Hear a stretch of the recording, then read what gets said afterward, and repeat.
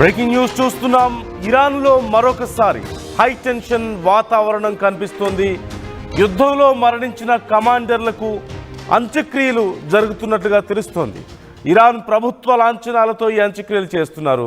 పెద్ద సంఖ్యలో అంత్యక్రియల్లో దేశ ప్రజలు పాల్గొంటున్నారు. హుసేన్ సలామీ, అమీర్ అలీ హజీజాదే మృతదేహాలతో దాదాపుగా 11 కిలోమీటర్ల వరకు ఈ అంత్యక్రియల ఊరేగింపు కొనసాగినట్లుగా మనకు తెలుస్తోంది. ఈ నేపథ్యంలో డెత్ ఇజ్రాయెల్, డెత్ అమెరికా అంటూ నినాదాలు చేస్తున్నట్లుగా తెలుస్తోంది. అలాగే మొత్తం 60 మందికి ఈ అంత్యక్రియలు పూర్తయినట్లుగా సమాచారం అందుతోంది.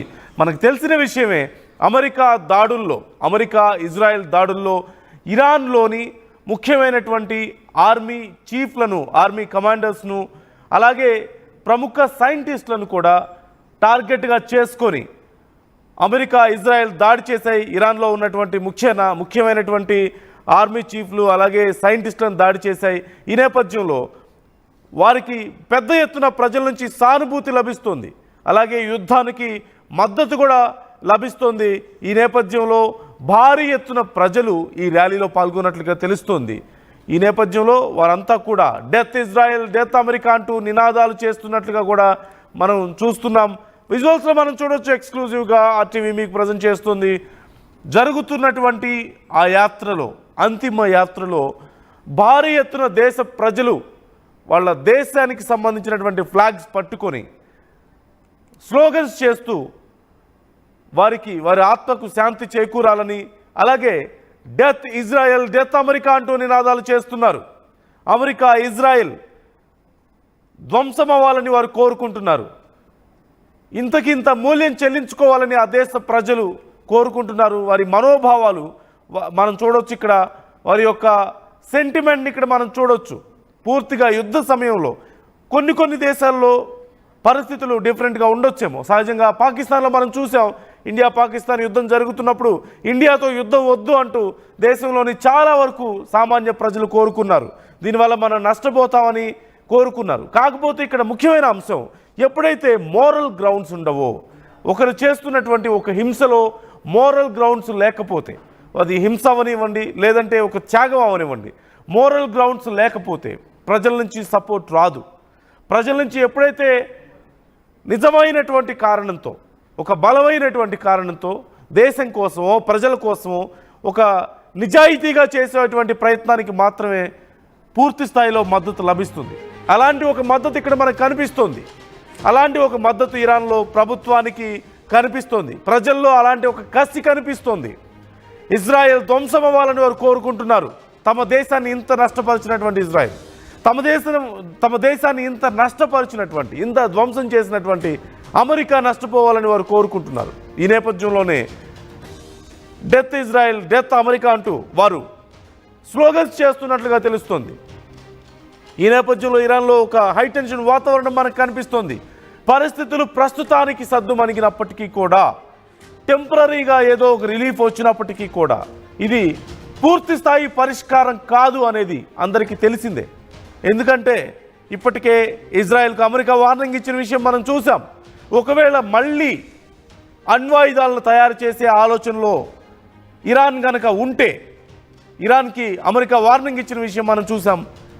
అమెరికా ఒకవేళ గనక ఇరాన్ గనక మళ్ళీ అణ్వాయుధాలను తయారు చేయాలన్న ఆలోచనకు వస్తే తమ దగ్గర ఉన్నటువంటి సైనిక శక్తిని ఎదుర్కోవాల్సి వస్తుందని, తమ తుపాకీలకు సమాధానం చెప్పాల్సి వస్తుందంటూ కూడా, తమ గన్స్కి సమాధానం చెప్పాల్సి వస్తుంది అంటూ కూడా చెప్పినటువంటి కామెంట్ని మనం చూసాం.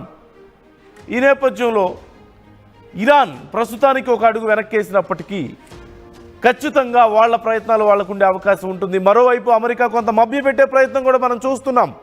భారీగా డబ్బులు ఇస్తాం, అలాగే పవర్ తయారు చేసుకోండి, కావాలంటే విద్యుత్తుని తయారు చేసుకోండి, యురేనియంని ఉపయోగించుకొని, అణుశక్తిని ఉపయోగించుకొని, కానీ అణ్వాయుధాలు తయారు చేస్తామంటే మాత్రం కుదరదు, మాతో యుద్ధం చేయాల్సి ఉంటుంది ఒకవేళ మీకు అలాంటి ఆలోచన ఉంటే అంటుంది అమెరికా.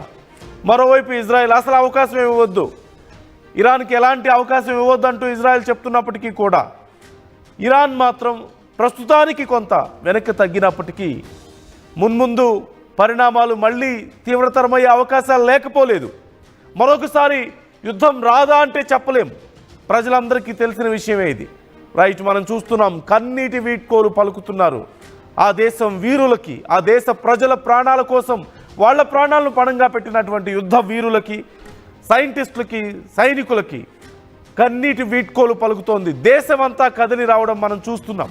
దేశవ్యాప్తంగా ఇలాంటి ఒక సెంటిమెంట్ ఇరాన్ వ్యాప్తంగా మనకు కనిపిస్తోంది.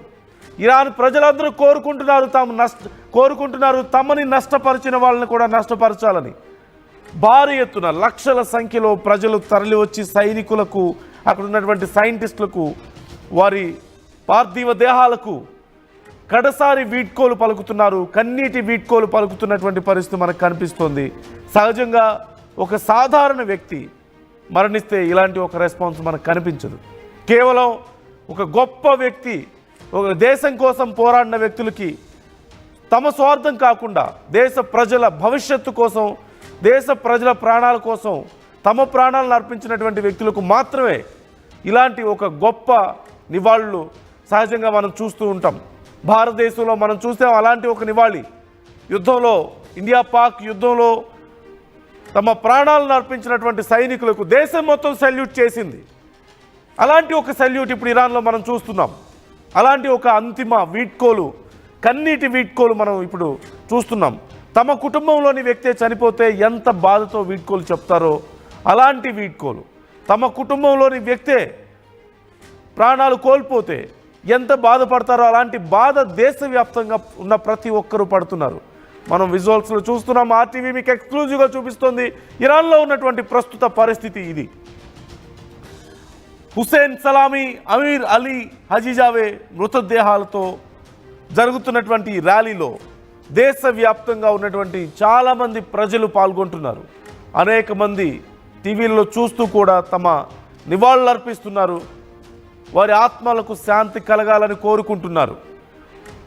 వాళ్ళ యొక్క త్యాగాలు ఊరికే పోవంటూ వాళ్ళు హామీ ఇస్తున్నటువంటి పరిస్థితి మనకు కనిపిస్తోంది. ఈ నేపథ్యంలోనే అమెరికా, ఇజ్రాయెల్ విషయంలో వారి యొక్క వ్యతిరేకత, వారి యొక్క కోపం, వారి బాధ ఇక్కడ మనకు క్లియర్గా కనిపిస్తోంది. ఈ నేపథ్యంలో డెత్ ఇజ్రాయెల్, డెత్ అమెరికా అంటూ వారు నినాదాలు చేస్తున్నట్లుగా మనకు తెలుస్తోంది. వేల సంఖ్యలో, లక్షల సంఖ్యలో ప్రజలు తరలి వచ్చి తమ యొక్క నివాళులు అర్పిస్తున్నారు.